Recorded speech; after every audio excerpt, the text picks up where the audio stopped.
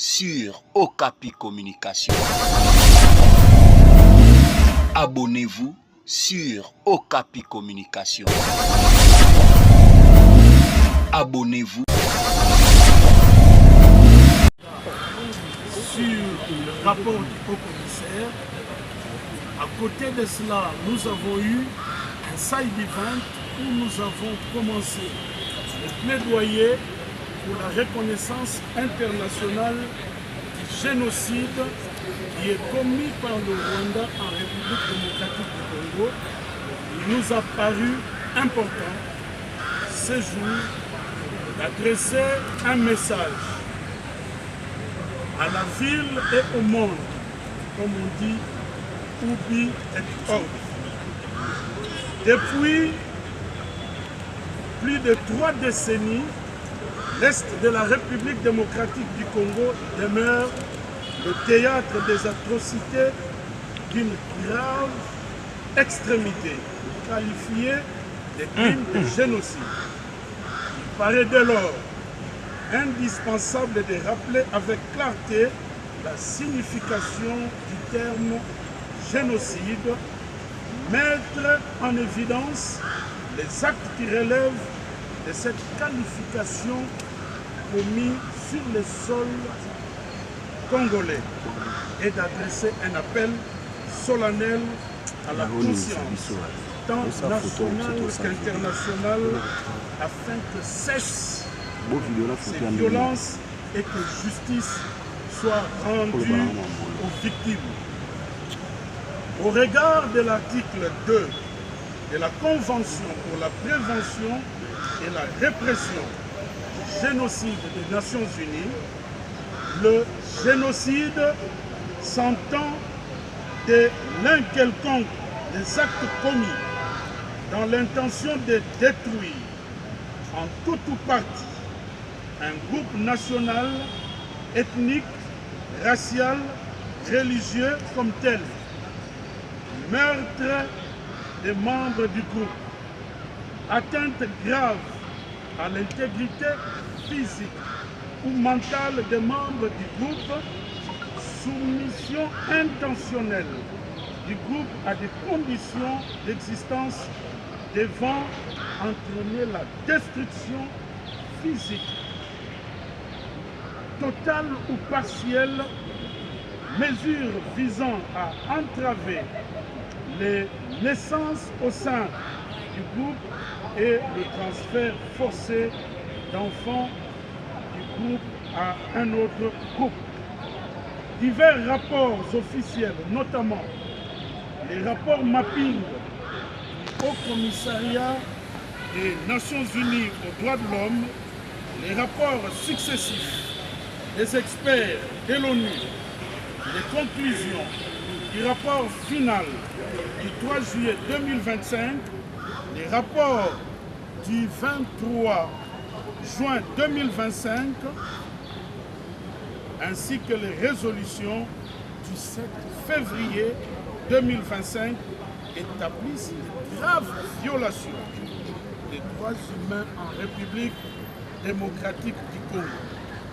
Ces documents dénoncent des massacres ciblés, épuration ethnique, destruction et repeuplement des villages, exécutions sommaires et violences sexuelles massives utilisées comme armes de guerre.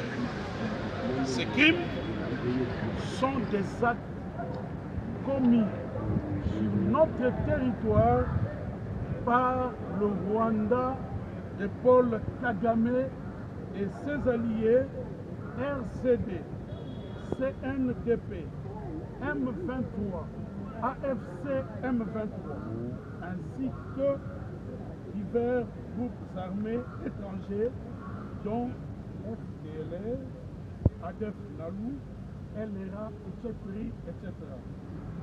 Voici quelques actes de génocide perpétrés sur le sol congolais depuis 1996.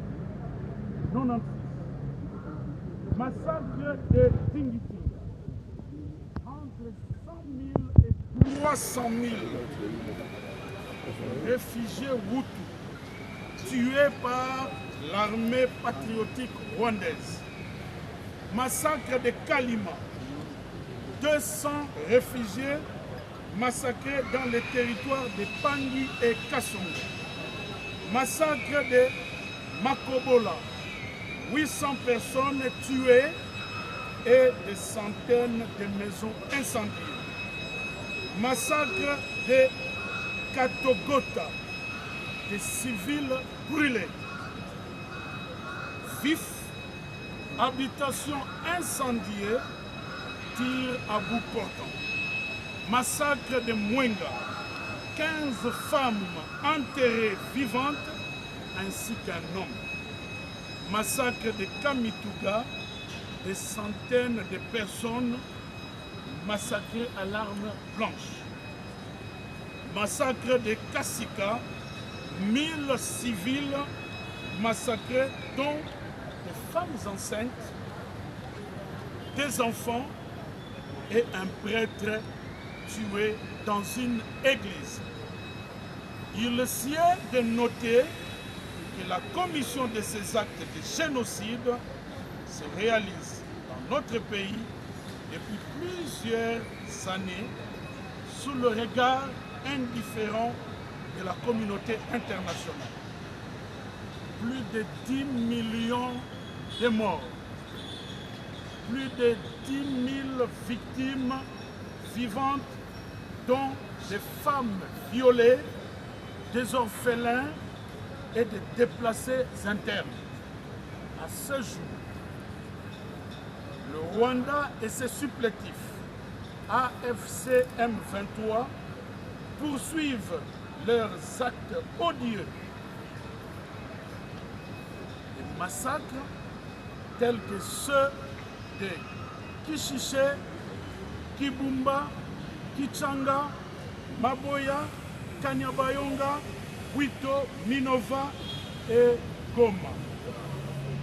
Considérant les preuves irréfutables, j'alerte le monde entier sur le fait que les atrocités commises à l'est de la République démocratique du Congo sont des actes de génocide qui doivent interpeller la conscience universelle.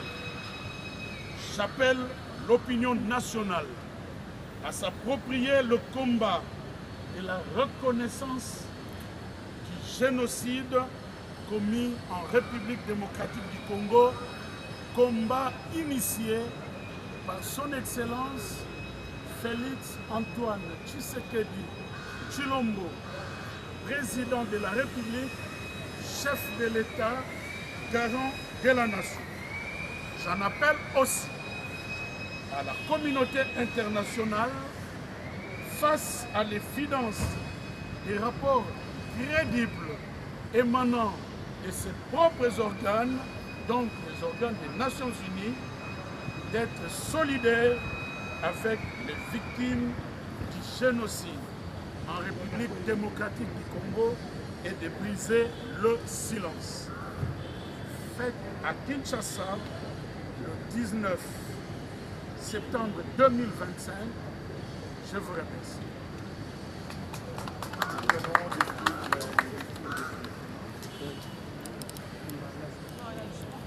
L'un de vous m'a demandé ce que je pense de la communication de quelqu'un qui a dit que le FONAREV ne fait pas bien son travail. Et il veut savoir ce que je pense de cette déclaration que nous avons vue hier dans les médias. Je réponds en ces termes. J'ai la particularité d'avoir géré pendant un temps comme vice-ministre de la Justice et contentieux international, puis ministre intérimaire de la Justice, garde des Sceaux, le Frivaou. Actuellement, je gère à travers mon ministère des droits humains le FONAREV. Ce sont là les deux institutions ou établissements publics consacrés à la gestion des dossiers de victimes en République démocratique du Congo. Donc, je puis, plus que quiconque, donner les témoignages suivants. Le FONAREV fait bien son travail. Je ne le dis pas pour la première fois, je l'avais dit quand j'étais encore ministre ad intérim de la justice. Parce que pour indemniser les victimes, il faut les identifier formellement.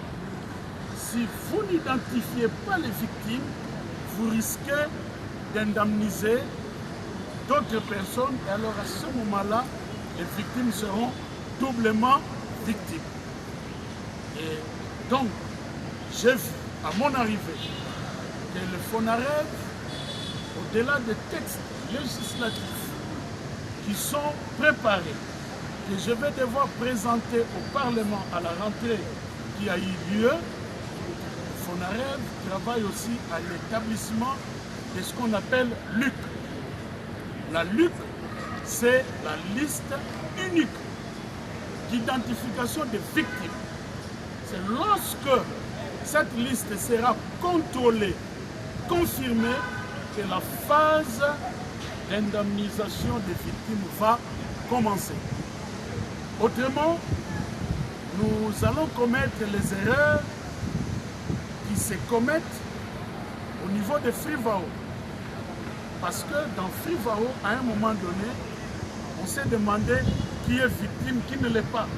Donc, tant dans Frivao que dans FONAREV, il faut identifier formellement les victimes et après, nous allons entamer la phase d'indemnisation. Et l'indemnisation, il faut l'insérer dans un cadre général qu'on appelle réparation. Réparation ne veut pas dire forcément et uniquement donner de l'argent. Réparer, c'est prendre en charge de manière holistique les victimes. Vous savez que ces victimes, quand vous leur parlez, la plupart d'entre elles vous disent, pour moi, la réparation commence d'abord par la reconnaissance du génocide. Il faut que ceux qui ont commis le génocide en RDC soient identifiés et sanctionnés. Vous voyez, il y a beaucoup de choses dans la réparation. Effectivement, il y a aussi la dimension pécuniaire là-dedans, mais il n'y a pas que l'argent. Donc, il faudrait que ceux qui parlent prennent leur mal en patience. Le travail s'est fait comme il se doit. Les FONAREV fait bien le travail. Et en même temps, je souligne que la réparation n'est pas qu'individuelle. Il y a aussi un volet communautaire dans la réparation. Voilà quelques éléments de réponse que je pouvais donner.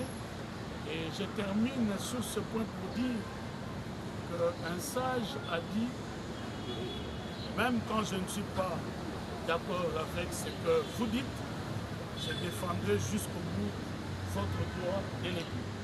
Aujourd'hui, en tant que ministre des Droits humains, je mets cette déclaration que nous avons vue hier dans les réseaux sociaux, dans la rubrique de la liberté d'expression et les fondements liés. Merci.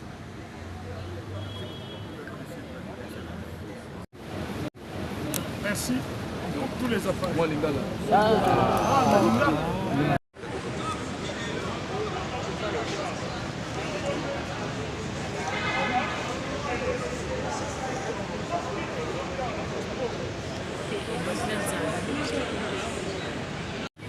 Nasima na biso kouta na Genève esika wapi tosalaki discussion na délégation ya Rwanda mpona makambo oyo Rwanda.